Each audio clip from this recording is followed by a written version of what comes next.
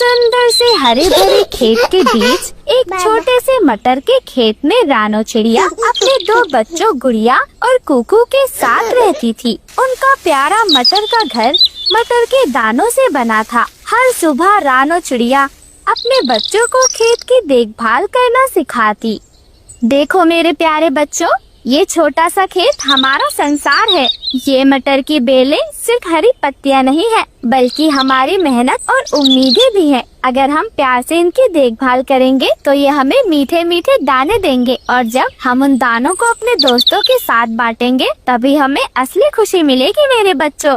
ये सब सुनकर गुड़िया चिड़िया और कुकू चिड़ी की आंखें चमक उठती हैं। वो बहुत ही भोलेपन से अपनी माँ से पूछते हैं, मम्मा, ये मटर के खेत जब बड़े हो जाएंगे और जब हमें इनमें से मटर तोड़नी होगी तो क्या हम इन मटर के दानों को अपने दोस्तों के साथ भी बांट सकते हैं?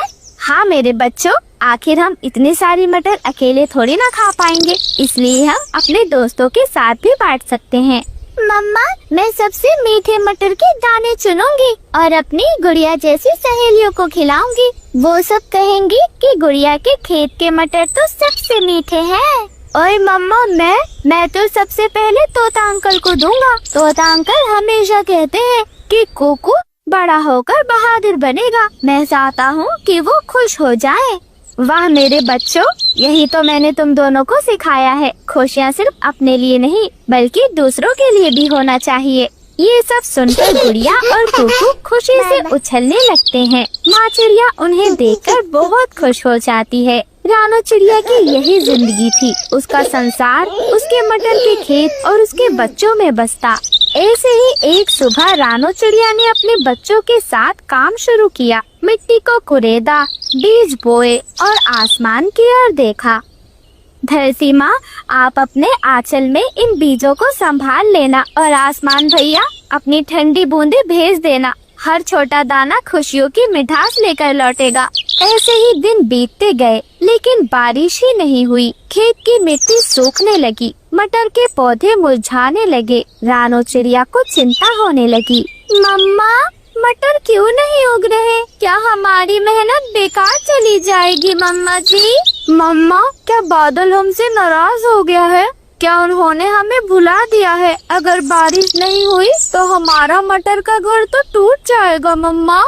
रानो चिड़िया बहुत परेशान थी, लेकिन वो अपने बच्चों को समझाते हुए कहती है, नहीं मेरे बच्चों, मेहनत कभी बेकार नहीं जाती, लेकिन शायद इस बार हम खुद जाकर बादलों से बात करेंगे। अगर दिल सच्चा हो तो आसमान भी सुन लेता है। और फिर रानो चिड़िया ने अपने दोनों बच्चों को पेड़ की छांव में बैठाया और आसमान की ओर उड़ चली। बहुत ऊपर जाकर एक गोल मटोल सफेद बादल दिखा, बबलू बादल। रानो चिड़िया उड़ते उड़ते थक चुकी थी। कृपया मेरी गुहार सुनो, मैं रानो हूँ, वही जो छोटे से मटर के खेत में रहती है। अरे रानो, तुम यहाँ इतनी ऊंचाई पर? बताओ बहना, इतनी दूर उड़कर क्यों आई हो? भैया, मेरे बच्चों ने अपनी नन्ही नन्ही चोंच और नन्हे नन्हे परों से बीज बोए हैं। दिन रात मेहनत की है, लेकिन बारिश ही नहीं हो रही। मिट्टी सूख गई है, उनके छोटे छोटे दिल टूट रहे हैं। बादल भैया, क्या तुम थोड़ी बारिश कर सकते हो ताकि उनकी मेहनत रंग ले आए? रानो, तुमने मुझे अपनी मासूमियत से जीत लिया। बच्चों का प्यार और माँ की मेहनत देखकर मेरा दिल पिघल गया। मैं अभी तुम्हारे खेत में बरसता हूँ। और फिर बादल रानो चिड़िया के साथ उसके खेतों की ओर चल दिया और फिर झूम झूम कर बरसा। खेत भीग गया, मिट्टी खुशबू से भर उठी। बच्चे खुशी से नाचने लगे। मम्मा, मम्मा देखो, बारिश आ गई। अब तो मटर उगेंगे, बहुत मजा आएगा, खेत हरे भरे हो जाएंगे। बबलू अंकल तो सबसे अच्छे हैं। बबलू बादल अंकल, हम आपका एहसान कभी नहीं भूलेंगे। और ऐसे ही रानो चिड़िया का खेत बिल्कुल हरा भरा हो गया। मटर की फलियां लटक गईं। रानो का घर फिर से खुशहाल हो गया। मटर के बीज, बच्चों की मुस्कान, खुशियाँ बांटे, यही है पहचान। वहीं दूसरी ओर नदी के उस पार एक जंगल था, जहाँ कालू कौवा और भुल्ला चील रहते थे। उनका साथी भूरा कौवा था। वो तीनों डाकू थे। कई महीनों से उनके जंगल में बारिश नहीं हुई थी, पेड़ भी सूखे पड़े थे, भूख से सब बेहाल हो रहे थे।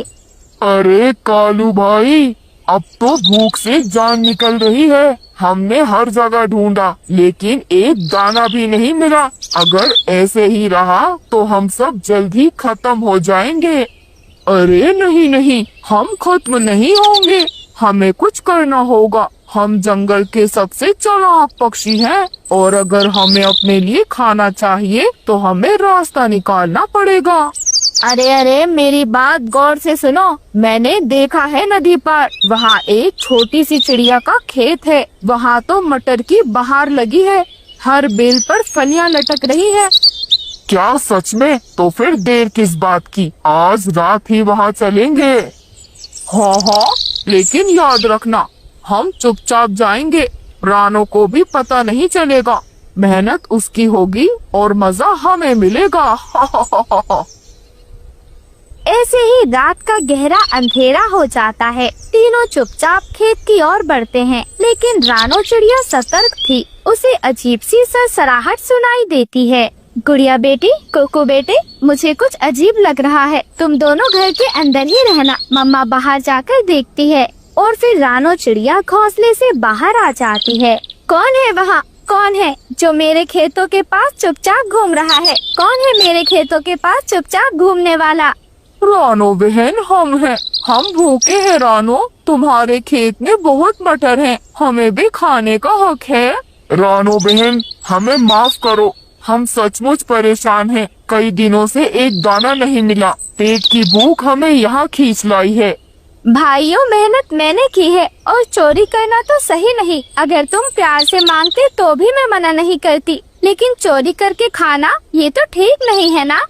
और फिर रानो चिड़िया अपने मटर के खेत से कुछ मटर तोड़ती है और उनको दे देती है।